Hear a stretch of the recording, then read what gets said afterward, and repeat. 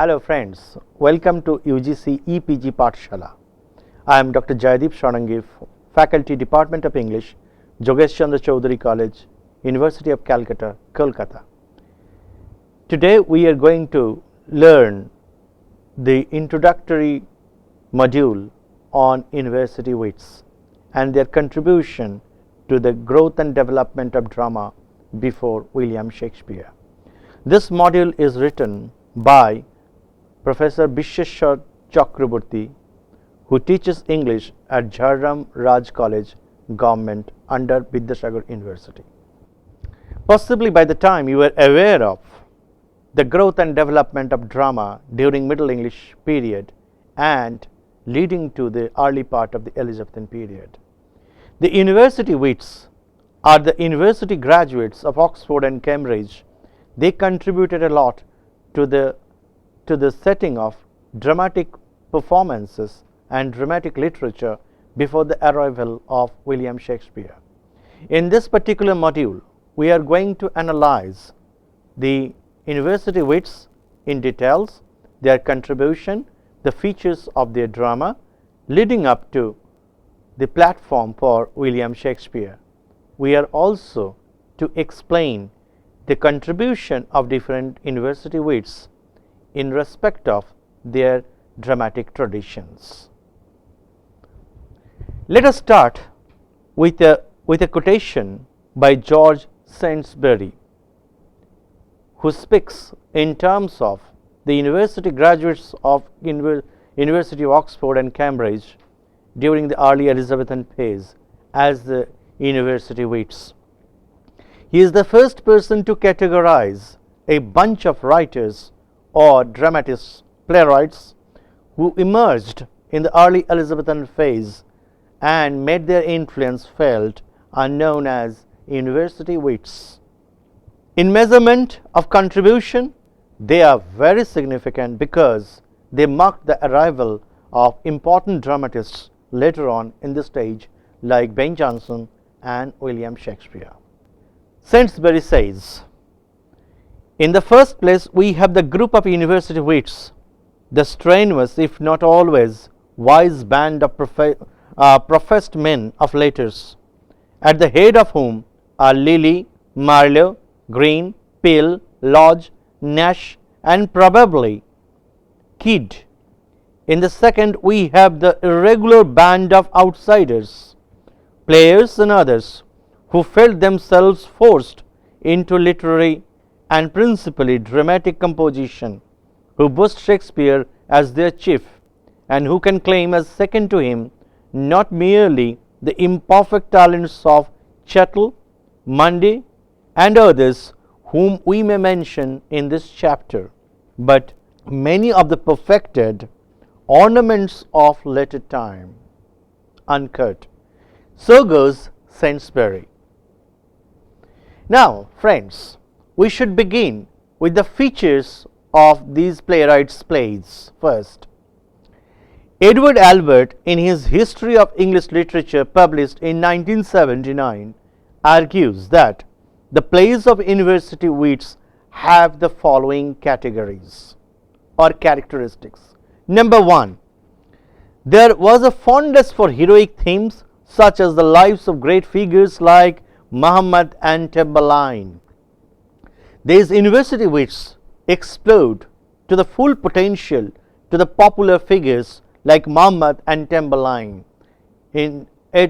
Christopher Marlowe used the term Tamburlaine and theme of Tamburlaine in his wonderful production entitled Tamburlaine the Great. Heroic themes needed heroic treatment, great fullness of variety and splendid descriptions. If we examine all the plays written by the university wits, their contributions are the flowers of the time. Long swelling speeches, long dialogues move us. The handling of violent incidents and emotions. If we look into the theatrical performances written by the university wits, they are drenched with bloodshed, murder, motive of revenge, and they have excess of emotional exuberance. These qualities excel and had restraint only too often to lead loudness and disorder. Often these particular habits of life lead to disorder, and which set as contrast to the Greek ancient theatre houses as we think of. The style was also heroic. By heroic style we mean the chief aim was to achieve strong accents and strong robust lines and their heroic actions as demonstrated by the tragic protagonists. We can refer to the bombast and mouthing sentences and phrases in the utterings of the protagonists that we are referring to. At the same time, the best example can be Marlowe. The result is quite impressive.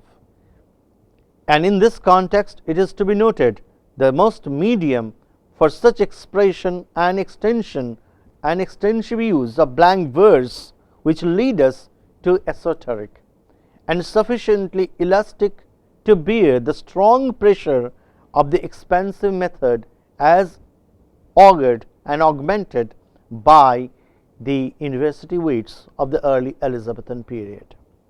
The themes were usually tragic in nature. Most of the university wits use tragic themes as the subjective discourse during the onslaught of their plays. And the dramatists were, at a rule, too much of the earnest to give heed to what was considered to be the lower species of comedy. Actually, comedy was treated as a lower species, a genre, during that time, but much of the attention was paid to tragedy. The general lack of real humor in early drama is one of the most prominent features. The drama was not humorous. Humor was considered to be a scene in a dramatic performance during that time, and all the writers contributed to the uploading and upbringing of the dramatic tradition of the early Elizabethan period before the advent of Ben Jonson and William Shakespeare. Now, after a discussion of the characteristics in general, let us concentrate on individual writers and their contributions. We can start with John Lyly, who was between 1554 AD and 1660 AD, and his important plays include The Women in the Moon, a most excellent comedy of Alexander and Compassi, Sappho and Faugh, Endymion, Galatea, Love's Metamorphosis. By the suggestive titles, you can understand there is a tendency to upheaval or to refer back to the historical past as the comedy of Alexander. At the same time, Lyly is noted for his beautiful cadence and subjective corpus. He is the sole representative of romantic comedy among the university wits. Lyly's plays are full of lovely songs, and they exerted a considerable influence on later dramatists. The phrase that comes in mind in Lyly, faded charm. They are unparalleled.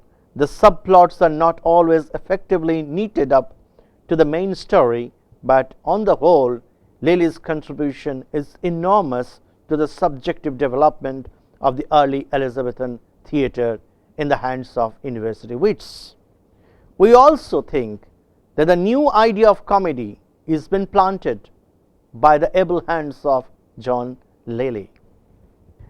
Let us talk about George Peele, another important contributor, individual contributor of university wits. George Peele was born in 1558 and died in 1597. His life was very short. Born in London, educated at Christ Hospital at Oxford, and came to be a literary hack and freelancer in London. His important plays include the famous Chronicle of King Edward I, the rambling chronicle play, the Battle of Alsager, the love of King David and fair Bathsheba, the Old Wives' Tale, 1591. Peele's style sometimes appeared to be crude to the point of being absurd, but with his gift for occasional lyricism, fantasy, fluency, Peele is also noted as one of the important contributors among the university wits who set the tone for William Shakespeare and Ben Jonson and later on other theatrical giants to perform their shows. After Peele, the name that comes to our mind is Robert Greene. Robert Greene was born in 1560 and died in 1592. So he lived only for 32 years. But he contributed a lot to the growth and development of drama before William Shakespeare. He was born in Norwich, educated at Cambridge and Oxford, and then took a literary life in London. He was treated as a Londoner, and his important plays include The Honourable History of Friar Bacon and Friar Bungby, The Scottish History of James IV, Orlando Furioso, Alphonsus, King of Aragon. And the King of Aragon is an imitation of Marlowe's Tamburlaine. Orlando Furioso is adapted from English translation of Ariosto. The Scottish History of James IV is not a historical play, but based on the imaginary occurrences in the life of the person concerned. The Honourable History of Friar Bacon and Friar Bungby is undoubtedly his best creation and most noted and celebrated. Greene's plays are characterized by craftsmanship, a skillful mixture of realistic and native background with a collage of images. His style is not brilliant. He is not noted for exuberance of images, but he is noted for methods and also an important style. That's why he is a prominent member of the university wits before William Shakespeare. After Greene, we can go ahead with Nash and Lodge, two important contributors among the university wits are Thomas Nash and Thomas Lodge. Thomas Nash was born in 1567, whereas Thomas Lodge was born in 1557. If we look into their birth years, they are almost contemporary. Born in Lowestoft, educated at Cambridge, and then went to London to eke out living through literature. It is now established the fact that the finished Marlowe's Dido, but only surviving play Summer's Last Will and Testament, a satirical masque.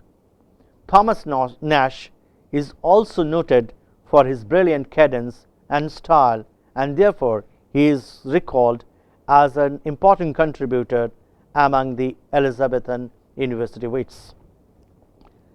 Thomas Lodge, born in London, educated at Cambridge, he was basically a student of law, but he discarded legal profession and took to literary career. He probably collaborated with Shakespeare in Henry VI, and Thomas Lodge is also a champion in scholastic presentation, and at the same time he is known as an important contributor among the university wits. Among the individual playwrights of the university wits, we cannot forget the scholarship and performance made by Kidd. Kidd is an important dramatist among the university wits. Thomas Kidd was born in 1558 and died in 1594. Born in London, educated at Merton Taylor School, and adapted as a literary career. Of his extant plays, the Spanish Tragedy 1585 is often been considered as a trademark tragedy that ushered new era of tragedies. Modeled on Senecan plays, Spanish tragedy is based on blood for blood's sake or a revenge play motif. The division of acts, the bloody climax, and the revenge itself are the chief concerns of the Spanish tragedy. The Spanish tragedy established a new genre in English drama, the revenge play or revenge tragedy. In respect of that, the contribution of Thomas Kidd is enormous. To many critics, Thomas Kidd also prompted William Shakespeare to write his revenge plays like Hamlet. To only the extent play known to be Kidd's is Cornelia. So the importance of Thomas Kidd is never been sidelined or can never be bypassed. So after Thomas Kidd, we may move into the most important contributor among the university wits, Christopher Marlowe. I think among the audience and the participants today, they can recall some of the important works by Christopher Marlowe. His lifespan 1564 AD to 1593 AD. Born at Canterbury, received education there and at Cambridge, and took literature as a profession and became attached to the Lord Admiral's players in London. His plays, all tragedies, were composed within 5 years of time. Proper appreciation of Marlowe can be made if we can put our emphasis on the dramatic performances, if we look into his tragedies carefully. Among his important tragedies we may mention Dr. Faustus, the Jew of Malta, Tamburlaine the Great, and all these tragedies. There are beautiful use of poetic verses and the presentation of the poetic protagonist. Tamburlaine the Great, it's about Tamburlaine and his conquest of the world. In Barabbas, we see the world conqueror through money. Barabbas is the central protagonist in The Jew of Malta, performed in the year 1591. By far the best among all his plays is Dr. Faustus. Dr. Faustus, performed in 1592, is a product of the Renaissance scholarship. He is a product of superhuman knowledge, black art, and Dr. Faustus invites Mephistopheles to butter away his soul for all voluptuousness.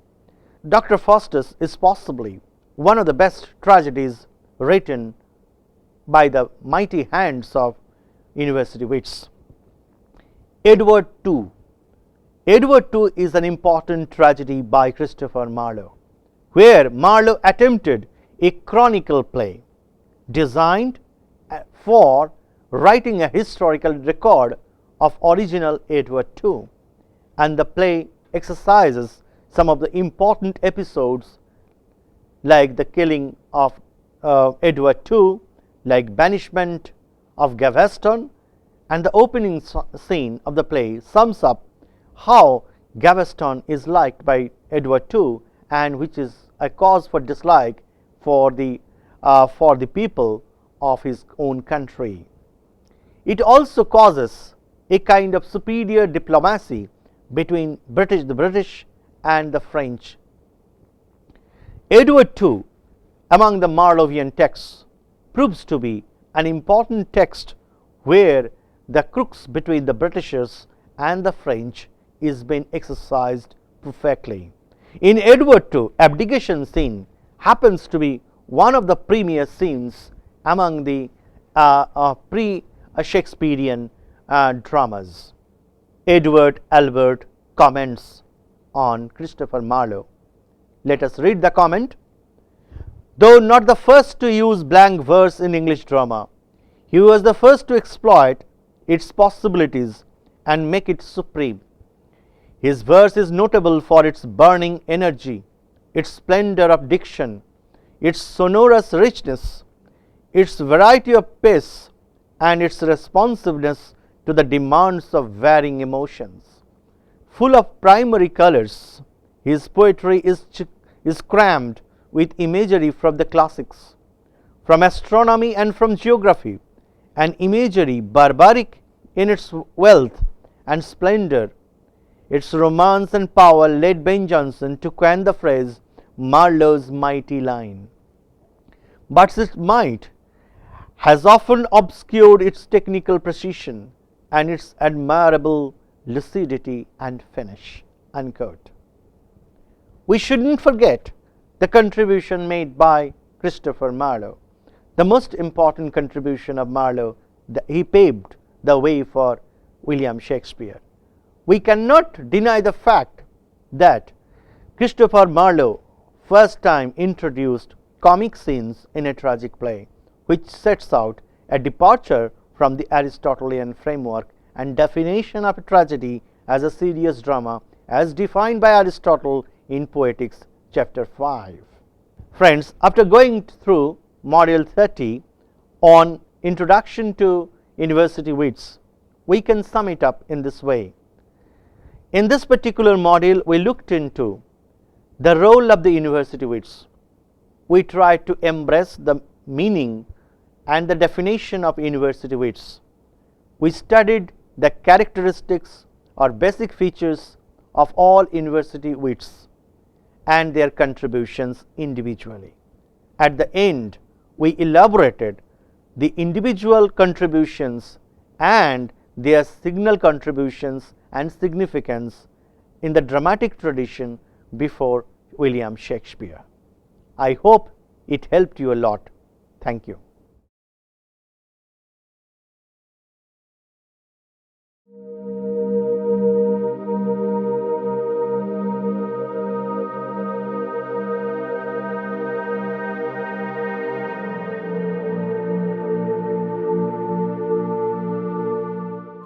We've all at least heard of William Shakespeare.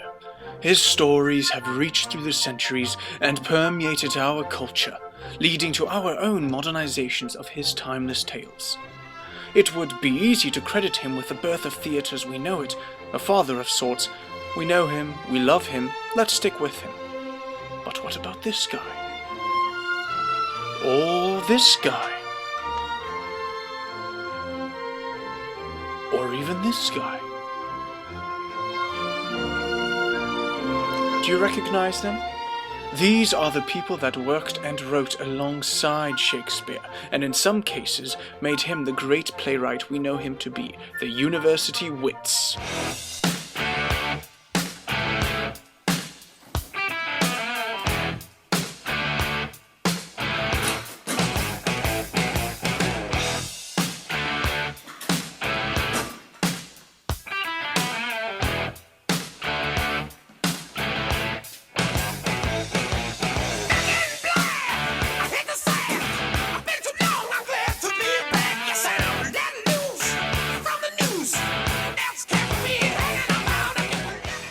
The University Wits were a group of well-educated Elizabethan playwrights who wrote plays for both public and private court stages.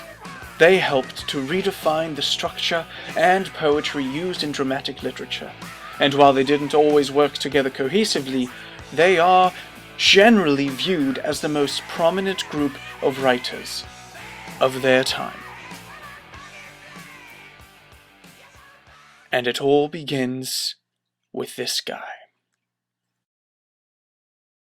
I guess you could call me the leader, or rabble-rouser of sorts. Robert Greene is considered one of the first professional authors of his time, as before him the concept of supporting oneself primarily off of writing did not exist. I started out writing poems, novels, and pamphlets. I really love pamphlets. That's where you get your fan base.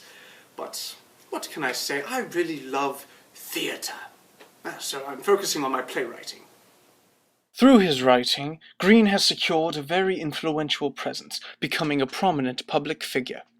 I think my most favourite and most renowned plays are Friar Bacon and Friar Bungay, The Scottish History of James IV, and Orlando Furioso. Christopher Marlowe, Robert Greene's fellow wit, maintains an equally powerful public presence. I'm working on a piece that deals with the St. Bartholomew's Day Massacre. Think I'm gonna call it the Massacre at Paris. Well, that's confidential, of course. I've had issues with plagiarism in the past. It is also rumoured that Marlowe works part-time as a special agent for Sir Francis Walsingham's intelligence service. It is reported that he had unusually long and unexcused absences from school, as well as a mysterious supply of extra money. Marlowe was also arrested several times for suspicious activities such as illegally manufacturing counterfeit coins, but charges were dropped almost every time. Due to legalities, Marlowe refused to comment on this topic. Well, if I told you, I'd have to kill you. Working alongside Green and Marlowe is Thomas Nash, a collaborator of both playwrights. Noted for his daring and controversial writing, Nash's career is one marked by making a stir. Well, I went to Cambridge.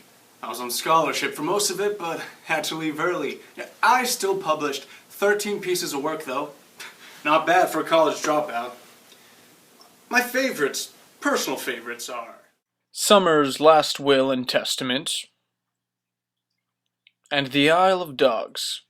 I wrote that last one with Ben Jonson. Great guy, although it was deemed seditious and never got published. Is there any truth to the statement that you left because of your involvement in a, quote, raucous student theater production? I'll let you figure that one out on your own. It was for personal reasons. One somewhat scandalous milestone in Nash's career was the Harvey Brothers feud, a literary war over whether or not Puritan ethics should be supported in dramatic and other literary art forms. Nash's writing was personally attacked, specifically a preface he had written for Robert Greene's book, Menaphon. Nash responded to the attacks by publishing his own defences of theatre, furthering the feud. Another university wit affected by this feud was Thomas Lodge. In defence of his writing, he published a pamphlet, Defence of Poetry, Music, and Stage Plays. The pamphlet was banned by authorities officially, but still circulated privately. Lodge gains most of his inspiration from travelling, doing some of his best work on voyages to the Canary Islands, Brazil, and the Straits of Magellan. However, he recently retired from the business and has moved on to a medical practice.